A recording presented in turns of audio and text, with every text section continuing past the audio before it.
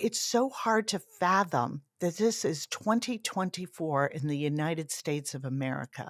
Women who suffer a miscarriage like I did, and I just got routine medical care to prevent infection, are being sent home and say, wait for your fever to spike.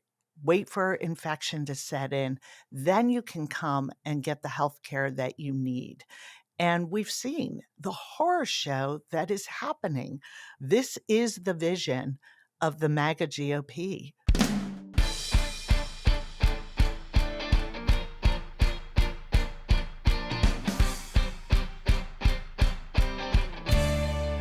Hello, and welcome to the PoliticsGirl podcast. I'm your host, Lee McGowan. Let's get into it.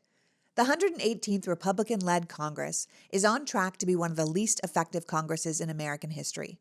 From January 2023 to January 2024, only 34 bills were passed, which is the lowest number of bills in a single congressional session since the Great Depression. And the bills that did pass were not what we saw from the 117th Congress with the American Rescue Plan and the Infrastructure and Jobs Act and the CHIPS Act and the Inflation Reduction Act and the PACT Act. The bills that passed have included the renaming of a Veterans Affairs Clinic, the minting of a coin commemorating the anniversary of the Marine Corps. They passed bills to keep the government funded or to avoid default after much debate about defaulting or shutting down the government, but not much else. So we need to be clear that this is not a governing body. In fact, the Republicans are using the majority of their power in the House to hold what feels like endless congressional hearings to smear the president and his allies without evidence or cause. The Republicans might be excellent at obstruction, like they recently showed us by refusing to take a vote on the Bipartisan Border Protection Act while complaining endlessly about the danger at the border, but they are not good at actually running a functioning government or working for the American people. To talk more about the growing extremism of MAGA Republicans and the Democratic plan to not only keep the House of Representatives functioning, but to actually win it back in the fall, my guest today is Minority Whip Katherine Clark. Katherine Clark has represented Massachusetts' 5th District since 2013. In 2022, she was elected by her colleagues to serve as a Democratic whip, the second most senior position in the House Democratic Caucus. Along with Minority Leader Hakeem Jeffries, Caucus Chair Pete Aguilar, and Vice Chair Ted Lieu, Katherine rounds out the Democratic leadership in the House. Her previous roles include Assistant Speaker of the House, Vice Chair of the House Democratic Caucus, and Senior Member of the House Appropriations Committee. One of the only 2 women to ever serve as whip, Katherine has the distinction of being the highest-ranking woman in congressional leadership. We're having her on today to talk about leadership at a time when the House seems to have so little of it, and what we can expect if we return the power of this chamber of Congress to the Democrats. So without further ado, please welcome my guest, Congresswoman for the 5th Congressional District of Massachusetts and Minority Whip of the House Democratic Party, Katherine Clark. Welcome, Katherine. Oh, it is so good to be on with you. Thank you, Lee, for having me. Oh, thank you for joining me. I know how busy you must be with this constant drama in the House, and I'm sure navigating this partisan battles while you're still trying to actually legislate has been kind of the challenge of your career. Most definitely. And having raised 3 teenagers, that's saying something.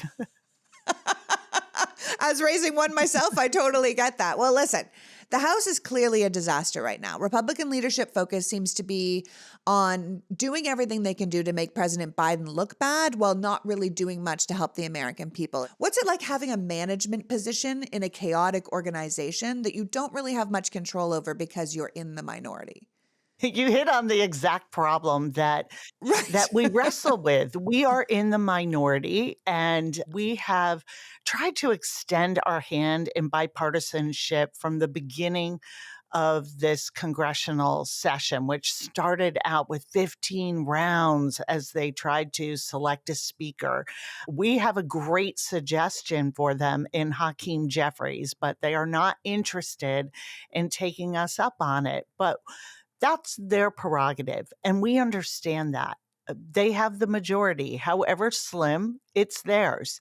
But what we don't understand is the unwillingness to come together in divided government, in a close majority, and work with us to put the issues that the American people sent us to Congress to work on as priorities. And that is what is so deeply frustrating.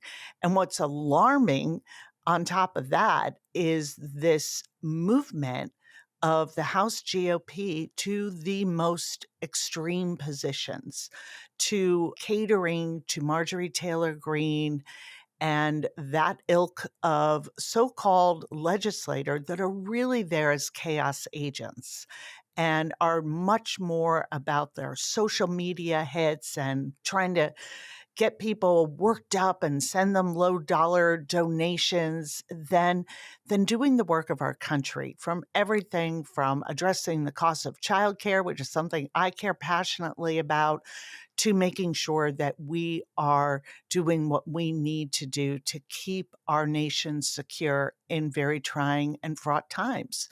So Yeah. it is both frustrating and alarming to watch what's going on across the aisle. Yeah, I bet. I mean, you can see the Democrats still trying to find a way to come together with the other side. You're seeking bipartisan common ground to solve some of these problems, but it doesn't really seem like the Republicans are interested in doing the same. And we've had Congress members on the show before who've said that when you get into the actual business with these people, many of them are not as crazy as they appear to be on television. There are definitely certain people who crave the spotlight and are legitimately there for the wrong reasons. But there are some people whose policies I might not agree with, but who are working in good faith. Is that still happening, or is that an era that is gone, that it's a reality of a different time? Because to me, the entire Republican caucus now seems corrupted at this point by this kind of mega extremism. That is such a good question, and it has changed so much in my experience. I came into Congress at the very end of 2013, and I was the most junior person in the minority. So I knew that I couldn't say, well, we got to wait 2 years, hope we win it back, and we'll see what happens. I knew we had to find some way to come together around issues that matter to families in my district. And for me at that time, it was the opioid crisis, which is an equal opportunity killer. Whether you're in a red state, blue state, no matter how much money or education you have or don't have. And every weekend when I came home, I met with another family who had lost a loved one. And it was just so devastating. And so I worked with Republicans from Ohio, like Steve Stivers, and West Virginia, like Evan Jenkins. First bill I got passed, Mitch McConnell was the lead in Kentucky on that bill. And I look at some of those people, many of them have left Congress. Many of the Republicans I worked with have retired and said, I don't see myself in this version of the Republican Party. And those who have remained, even though I feel like they still have many of those values and concerns, it is Donald Trump's party. And it is all about measuring their fidelity to Donald Trump and hoping to avoid a primary, hoping to avoid a mention on Truth Social. And when that is what is driving you, then you become, cleaved from those fundamental values where we used to find a path forward. Yeah, where there used to be common ground. I think that's the thing. It's that they can have the right intentions, but if they can't follow through because it's really about fealty at this point, then we're in trouble. And I think that's where we are in trouble. And I think that's what people need to understand. We say that to people all the time. The Republican Party is not the Republican Party you know. This is not your father's Republican Right. Party. You are not going to leave the Republican Party. They have left you.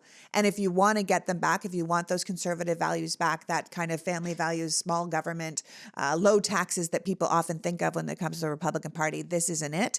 This is an extremist party. This is a fascist party. This is a authoritarian Christian nationalist party at this point, and we need to sort of acknowledge Right. that.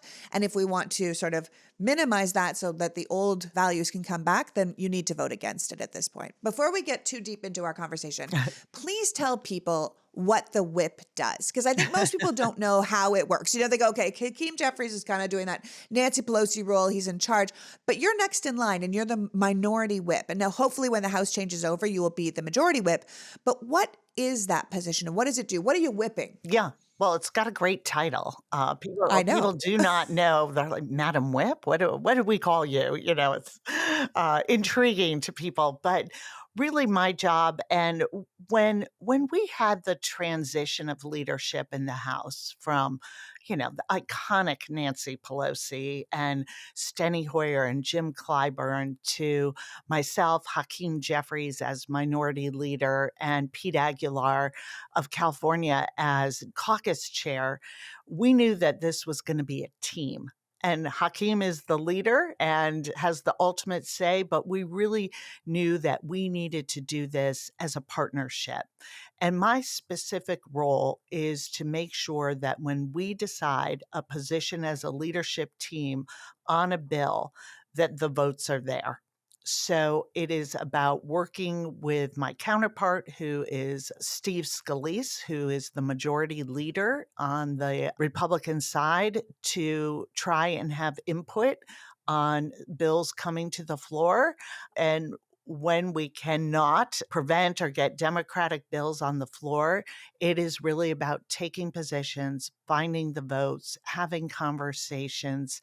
And like so many jobs, it is sort of the work you do in preparation. And I see a key piece of my work is really knowing our members on the Democratic caucus, their different districts. What are the political pressures in their districts that may look very different from mine?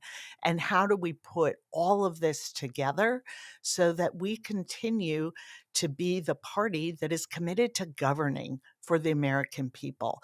And I think voters, I think Americans sort of tune out. They look at the chaos and they say, I don't see myself in it.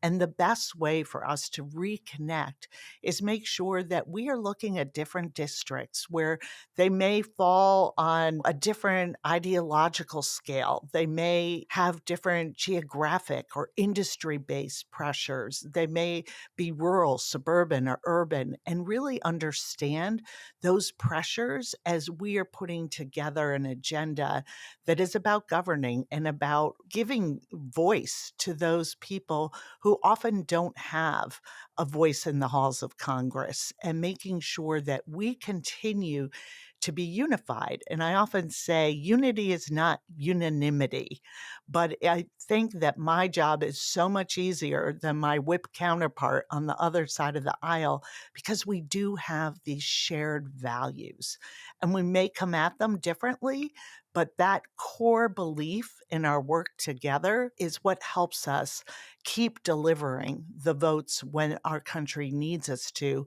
even if it's on bills that we would not have written. Right. That is a difficult position to be in, honestly. I always say we have to remember that there's only 535 people in the entire country that get to make our federal laws. And it's very important that each one of those people, because they represent so many people now, because the House size was locked in the, early 1900s, they represent so many people in such a dichotomous group of people that to whip them all together to agree on something is difficult on a good day. But what you guys are working with is crazy. I mean, I was just saying in the introduction that the Republican controlled 118th Congress is on track to be the least effective Congress Right. in modern American history. And obviously, the gridlock in the House and the Senate is fueled by this kind of giant chasm between the Republican and the Democratic parties of today. Or more specifically, I should probably say the Democrats and what has become this extremist anti-democratic MAGA party. But it's not just the black and white views of the two parties that's holding back legislative success. It's the infighting amongst the majority party itself.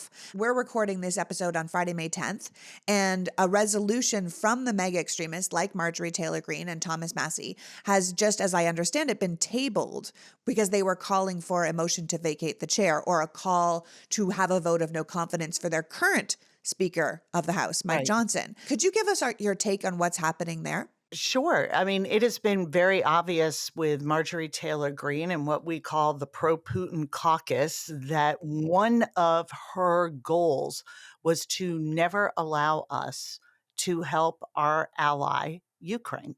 That was something she has been very outspoken about. And she really was empowered by the former speaker, Kevin McCarthy. Make no mistake, she is the voice of the modern GOP. And I'm not saying that many members don't disagree with her, but they are willing to often go along.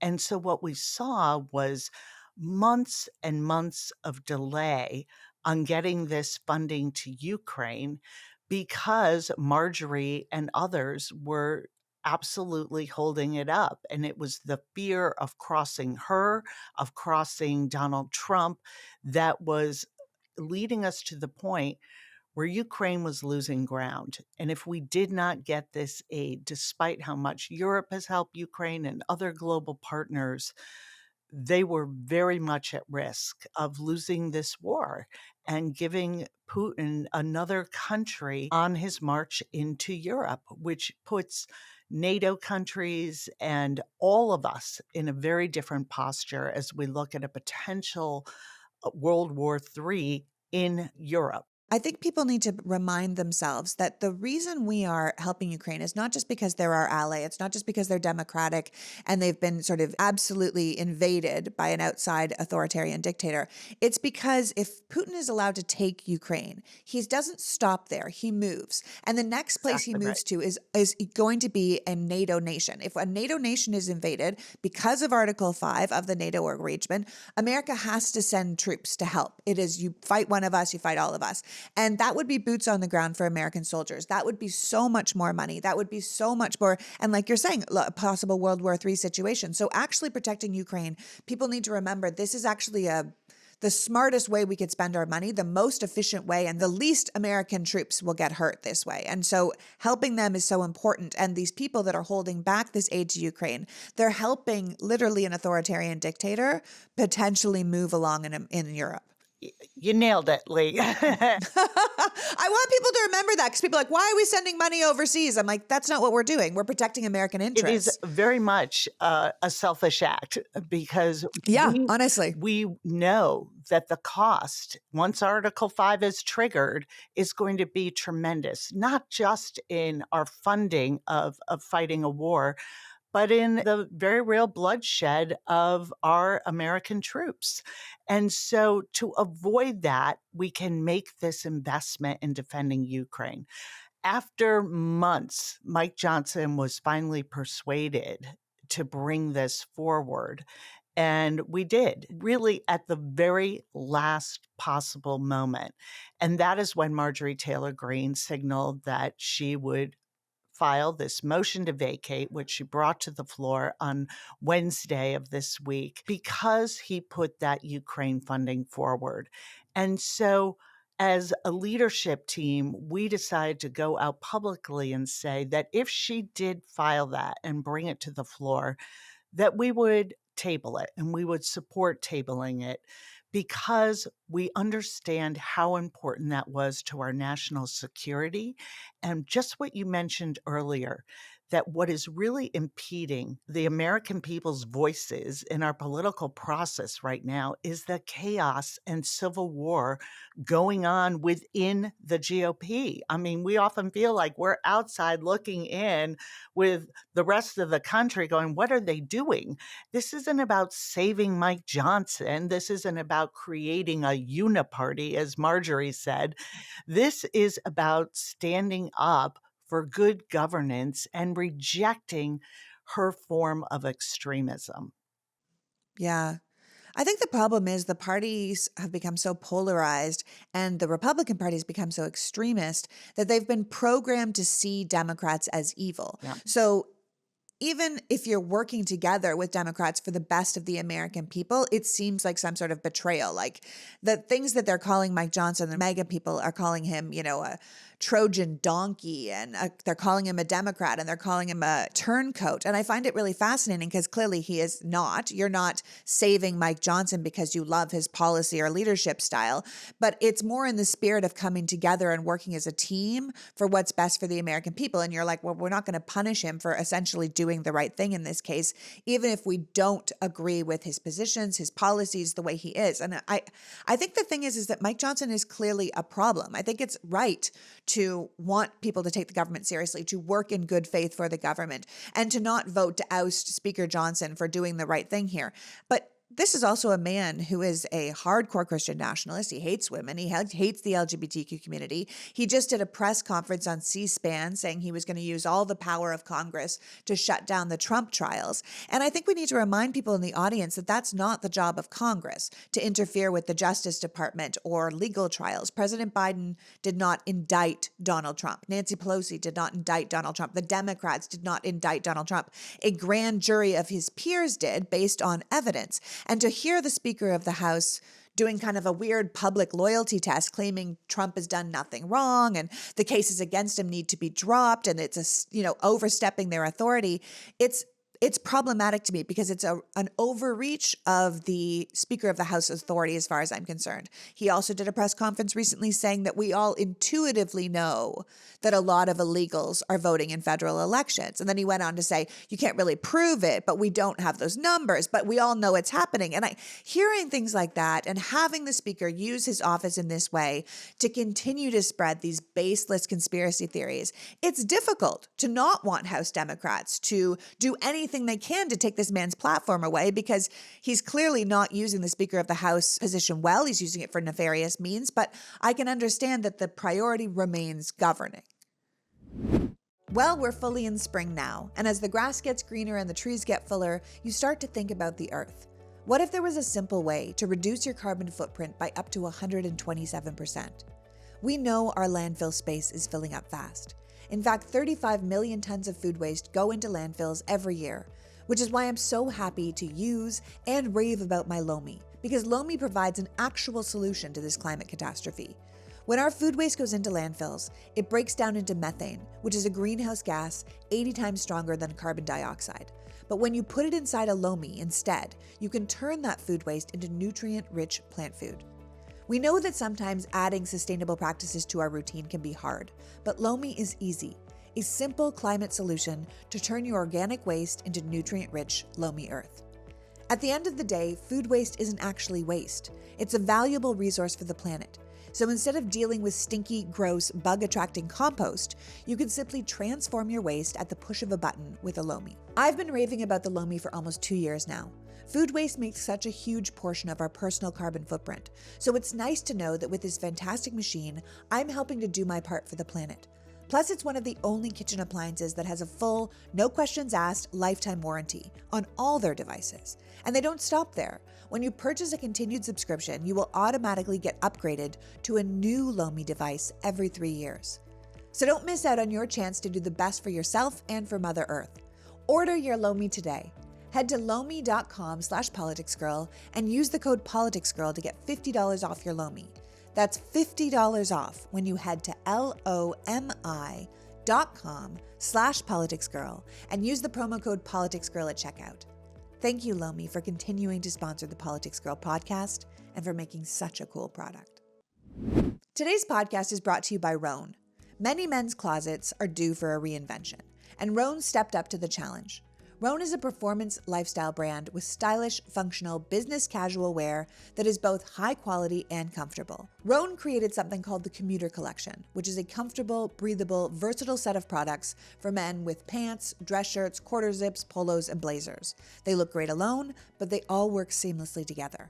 I got pants and shirts for both my boys, and they have the Rhone signature 4-way stretch fabric, which is breathable, flexible, and works everywhere from your commute to the 19th hole. It's really very business casual, airplane friendly, most stylish guy on the golf course type of clothing. The Commuter Collection also features wrinkle release technology and is 100% machine washable with odor-free tech, so you can get more time between washes and feel fresh and clean all day long, which is really fantastic going into the summer. I think I'm actually going to get my son a couple more pairs of pants and some polos because he's supposed to wear business casual for a 10-day college course he's doing, and it's going to be hot.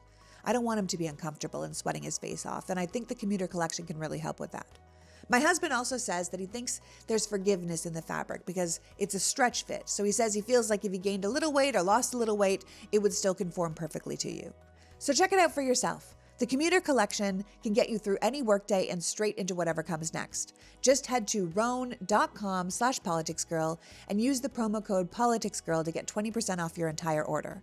That's 20% off your entire order when you head to RHONE.com/politicsgirl and use the code PoliticsGirl. As they say at Roan, it's time to find your corner office comfort.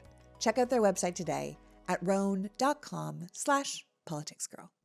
So we got a Birch mattress from my brother and sister-in-law for their new ADU, and they've been extremely happy with it. Everyone who stays in the space tells them how comfortable the bed is. And why shouldn't it be? Birch mattresses are stylish, comfortable, non-toxic mattresses made in America and crafted with natural and organic materials that have been sustainably sourced. Birch only uses the finest quality materials, like organic fair trade cotton, organic wool, and natural latex. Constructed with non-toxic materials and with a focus on breathability to keep you cool at night. Unlike synthetic mattresses, the wool in Birch mattresses make them hypoallergenic. So if you want to enjoy a deep and restful night's sleep, consider getting a new mattress from Birch. Birch knows there's no better way to try a new mattress than by sleeping on it, which is why they offer a 100-night risk-free trial to try out your new mattress and see how your body adjusts. When you do love it, and they believe so strongly in the quality of their product that each mattress includes a 25-year warranty. Birch mattresses are shipped directly from the manufacturer to your home for free. The mattresses come rolled up in a box, and according to my brother-in-law, they are super easy to set up. So give Birch a try. Right now, Birch is giving 20% off all mattresses and 2 free EcoRest pillows at birchliving.com/politicsgirl. That's birchliving.com/politicsgirl. Sleep better with Birch. Okay, so we have a new sponsor on the show, Marley Spoon. And I'm so excited to tell you about it because we have done meal kits before, but I don't always find them terrific. I don't want to think about what I'm cooking for every single meal. I find it annoying and I'm sick of doing it. And I don't always have time to do all the prep. But then I started looking through the Marley Spoon website and I was astounded by the options. Not only do they have the meal prep kits we're used to, where you can choose from over 100 recipes every week, but they have what feels like an entire grocery store full of choices to add on. They have seasonal produce, ready-to-heat options, meal shortcuts, extra proteins, and healthy snacks. They literally are making having healthy, delicious food at home effortless. Plus, with Marley Spoon, you aren't locked in long-term. Marley Spoon's flexible subscription allows you to edit, pause, or cancel your boxes anytime. So experience the most personalized meal kit today with Marley Spoon. Head to marleyspoon.com/offer/politicsgirl and use the code PoliticsGirl for up to 25 free meals. That's right, up to 25 free meals with Marley Spoon. One last time, that is MARLEY spoon.com/offer/politicsgirl for up to 25 free meals, and make sure you use my promo code PoliticsGirl so they know that I sent you. Marley Spoon, the only meal prep kit with Martha Stewart's stamp of approval. I can understand that the priority remains governing. That's right. And we also have to be really clear-eyed. This was a particular vote on a particular topic, which was the national security package, and in particular, the aid to Ukraine. That doesn't mean we're going to stand with Mike Johnson if another motion to vacate comes forward for all the reasons that you just said. This is a man who's deeply bigoted. His views on LGBTQ went too far in Republican Louisiana state house. So think about what that means for our country. And his views on women, his march towards a national abortion ban, and also taking out IVF and contraception while we're at it. It's really about making women second-class citizens throughout our country. And, the views go on. He is one of the architects of promoting the big lie that our election was stolen. He was in there writing legal briefs. He is so intimately part of, this denying the vote and promoting such misinformation and lies to the American people. So Speaker Johnson is a very problematic figure.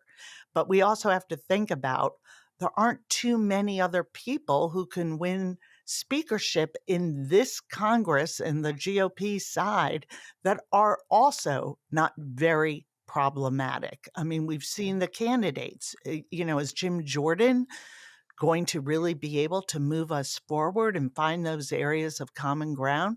No. And they are telling us their plans. And I think it is hard sometimes to take in that this isn't just political hyperbole. They are writing it down. They are telling us repeatedly. They anticipate if they lose, which I think they will, that they are going to have political violence. They are telling us that they want to criminalize the trans community in our country. They are telling us that they will continue on a national abortion ban, that they will turn back all the work we did making investments to address the climate crisis. I mean, we had this week on the floor bills that were entitled Freedom for Refrigerators, Liberty for Our Laundry, which is all about rolling back, energy efficiency standards, which, by the way, we are helping Americans pay for so they can reduce their energy bills, increase their weatherization of their homes, which is great for their families' bottom line as well as the planet, while at the same time they're fighting for freedom for appliances. They are taking away basic fundamental freedom from women in this country. So the two pieces just don't fit together. And what we have to do is do the best we can. When they created a debt ceiling crisis, Democrats came to the table and voted to save our country from going over that cliff. In 3 different shutdowns that they took us to the verge of, Democrats were the ones that supplied the vote to say, we're not going to do this. We're the ones who came together. I don't want to get too much into process, but if you cannot put a bill through the Rules Committee, we have to put it on a suspension calendar. And what that means is usually bills come majority rules. When you're on the suspension calendar, it takes 2/3. They are unable, because they have put extremists on the Rules Committee, to have bills that come to us for a majority vote on these critical votes. So we are seeing our budgets needing 2/3 votes to pass. I mean, if you had told me this a few years ago, I would say, that is the craziest thing I've ever heard. But that's where Yeah. we are. And who is Yeah, supplying it's why those you have votes? nothing accomplished. Yeah, it's why there's Democrats. been like, yeah, We did not draw up this budget. We do not like this budget and many of the provisions, but we know that we need one. And so, but being the adult in the room is not making yeah, progress. And so we will do no. that to save us from disaster. But what we really need is to regain the majority so we can actually get back to work to doing what people need us to do.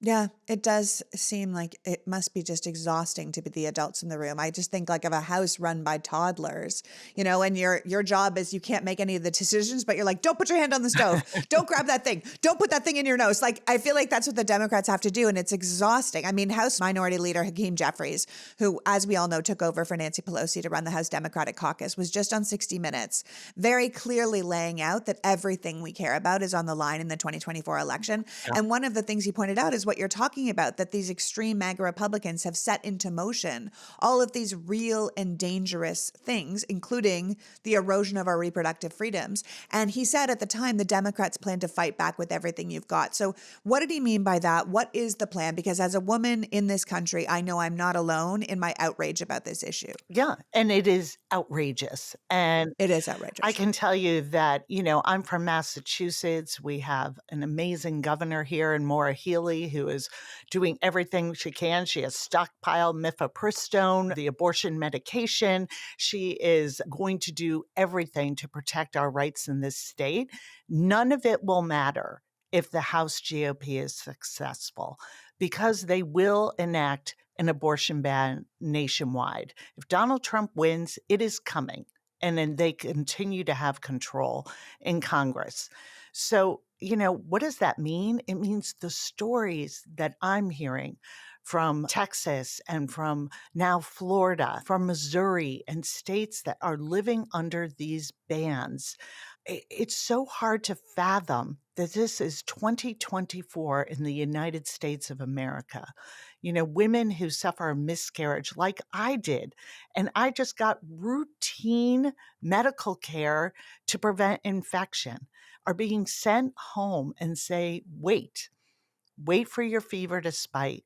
Wait for infection to set in. Then you can come and get the health care that you need. And we've seen the horror show that is happening. My State of the Union guest was Amanda Zarowski, and this happened to her. And she was sent home, ended up in ICU. Is very unclear if she will ever be able to have children herself because of what happened to her. And she almost lost her life.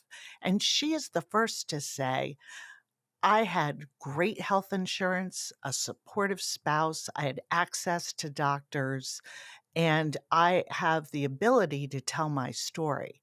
What about those women whose stories we'll never hear, who are forced to have children that may have become pregnant during a rape, or it may just not be a child they can afford? We're never going to hear the stories of women who are low income, who are also never got that care they deserved and the consequences that have happened to them. This is the vision of the MAGA GOP for women in this country. And, I know that many of them feel it's going too far. They're trying to scrub their websites of mentioning this, but it's written down and they are telling us what the plan is, and we have to believe them. Yeah, absolutely. We have to believe them. And it doesn't matter how much they scrub their websites. I mean, we have everything out here from, jailing women to putting them through the ringer financially. I keep saying when it comes to abortion care that abortion care is an economic issue. We It keep talking about is. kitchen table issues, right? The cost of having children is why so many people don't have children. You have people like Elon Musk now going on and on about on his own platform that the biggest problem in America is that we aren't having enough kids. But if we're really having a population problem, then we have an answer at the border, but that's not the kind of population these people want. And so they would rather force us into having more babies than making it more affordable and less of a burden to raise children. Personally, I would have loved to have had more children. I couldn't carry another child because I'm sick and my body couldn't handle it. But I had a friend offer to be a surrogate for us when my son was really little. And we sat down and we went through it and we were like, we just can't reasonably afford a second child living in the city we're living in. And so we didn't do it. And I know my family's not alone. Healthcare is a fortune. Housing is extraordinarily out of reach for a lot of people. Childcare, school, it's a lot. You can't just force people to have children. That's not how the country works. America makes it very hard to be a parent, especially if both parents are working. And I know this is something that's really close to your heart. Yeah. And, as you said, so many women who seek abortion care in this country are already moms. And they Yes. have all these pressures. They're not making it already. And they know that having another child is going to make it impossible to care for the children they already have. And, a great example of this is childcare, which we have treated for so long in this country as some sort of luxury item, a private decision between families and a provider, instead of the economic infrastructure that it is. Childcare work enables all other work. And so, if we are serious about having an economy where we can address the workforce shortages we have, that we are bringing and recruiting and retaining women in the workforce, from everything from our local restaurants to the C suite in our biggest corporations, we have to make this investment in childcare. And part of what happened over the last year was some of the funding that was so critical to stabilizing childcare after the pandemic expired in September of 23. And so we went to my colleagues and said, let's stabilize this. This money is working. We have saved millions of slots for children across this country. It is not time to turn back. It's time to double down, but at least let's replace this funding. And it was met with absolutely not. So while the GOP is forcing women and families to have children, at the same time, they are saying we will not invest in caring for these children. Everything from childcare to food programs, they're saying, we want to talk about the sanctity of life of these unborn children, but we don't really want to talk about any of the economics here that are driving these decisions. And we're seeing that the American people understand this so much better than what's going on in the House GOP. And it's why when reproductive freedom, no matter how nuanced people might have very strong personal feelings about abortion, every single time it has been on the ballot, it has won. In Kansas, in Ohio, Tennessee, Michigan, every single time in red states and blue states. And it is going to continue to be a fundamental issue because people get it. They get that if the government will intrude into this decision, there is no line they won't cross. And especially then when you look at issues like childcare and elder care that so many moms are trapped in. I like to call it the In the middle. yeah, Yeah. and we sometimes call it the sandwich. I call it the panini because you get melted when you're in the middle of a panini. And, I lived through that. And I had, parents who needed a great deal of care. My dad had a stroke. My mom had Alzheimer's. And I had school age 3 children. And I had a lot of advantages most moms don't. I had paid sick leave. I could make my hours if I needed to. And I have a supportive second income and great husband in my home. Most moms in our country do not have those. And that is why all these issues, as you said, are so key to making sure that we have an economy where women in this country and every American can see themselves. Yeah. I mean, the difference between the leadership of the two parties couldn't be more stark.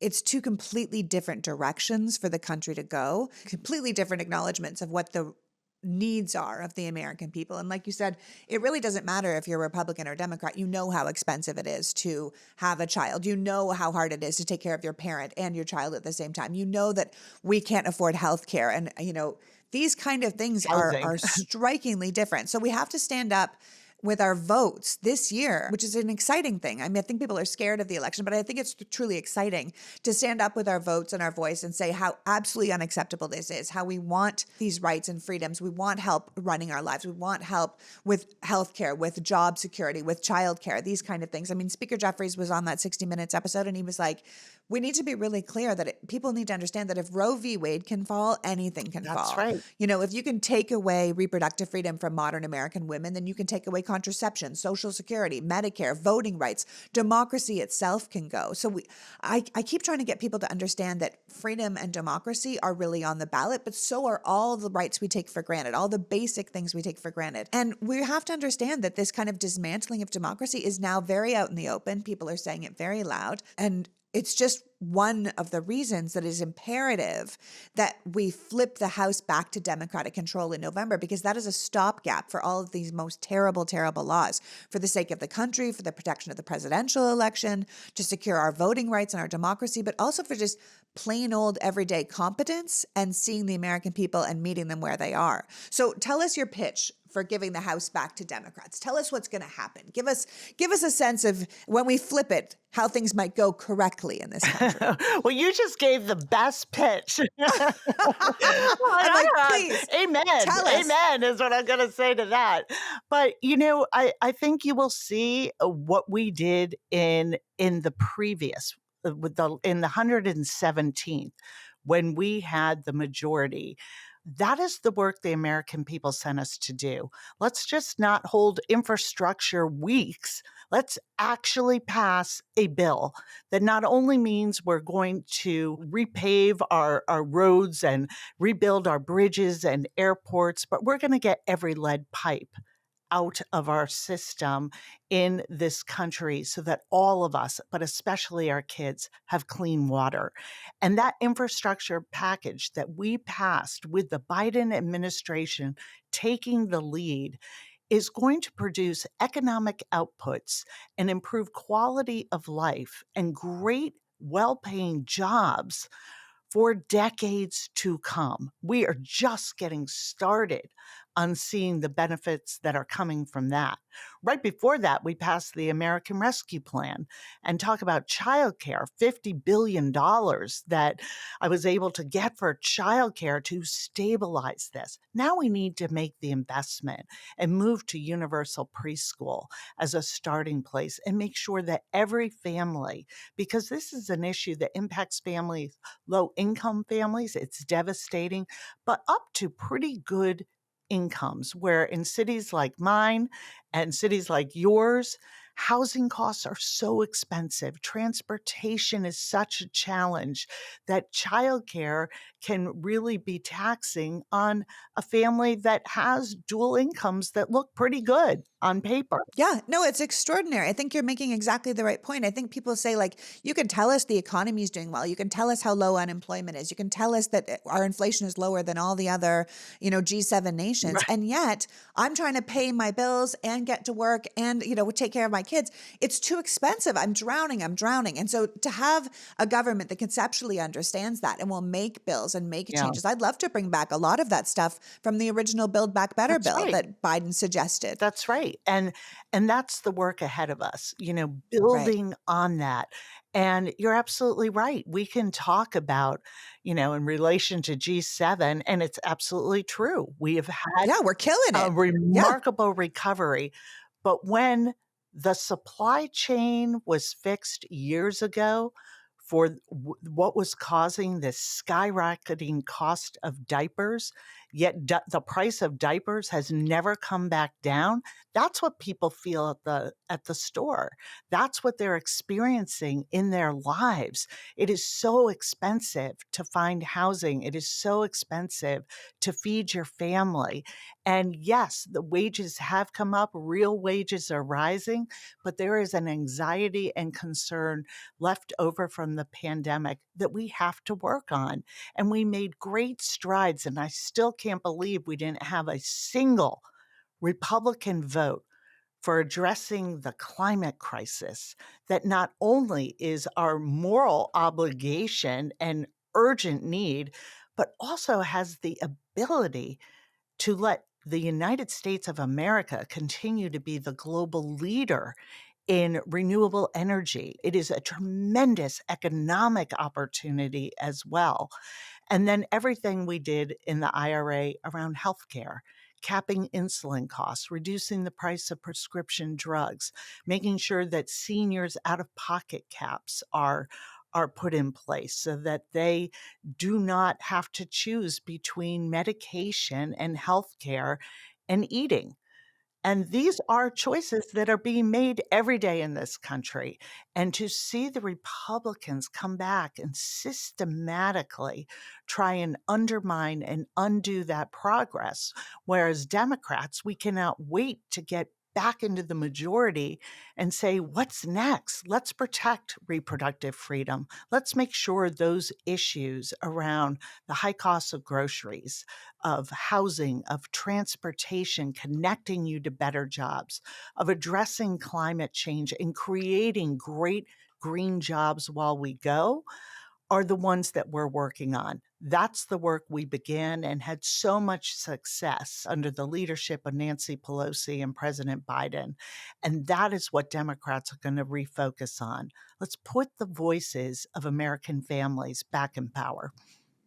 Yeah, that would be excellent. And before you go, I just want to ask you because I'm kind of a nerd about what people are doing in Congress, and you have something really exciting coming down. So before you go, will you please tell me? I think you're rolling out something totally new in the affordable, accessible childcare world, and it's a affordable childcare agenda. Before you leave, will you just tell me what that's about? Because I think it's so cool that you're just thinking way outside the box on this. Yeah, so we are getting ready for the majority and making sure that we work on childcare. And with the Affordable Childcare Agenda has three basic ideas. One, should be affordable for every family who needs it. Two, accessible. We have to have people who are able to open new centers, family childcare homes, and make sure we have that access for people. Most Americans are living in childcare deserts. We have to change that. And the third prong is also about women's work, and that's making sure that childcare providers, our early educators, make a living wage. For far too long, we've taken the work of women and made it a low-paid, safety net instead of investing our tax dollars into making sure that we have childcare for everyone and can bring down the costs. So what we're asking people to do is go on affordablecchildcare.us and become a citizen co-sponsor of this agenda. We have so many pieces of great legislation. This is really about showing my colleagues and bringing in American voices who I know this is a real priority issue for. Yeah. So we have to be citizen co-sponsors That's and say, right. yeah, these are priorities that we want to do and we sign up for that. That's amazing. Well, I want to thank you so much for joining us today, Katherine. We are very clearly lucky to have you as the Democratic whip. And you're out here thinking about the people when the people across the aisle are really only thinking of themselves or of one particular person. I hope everyone will become a citizen co-sponsor of the Affordable Childcare Agenda.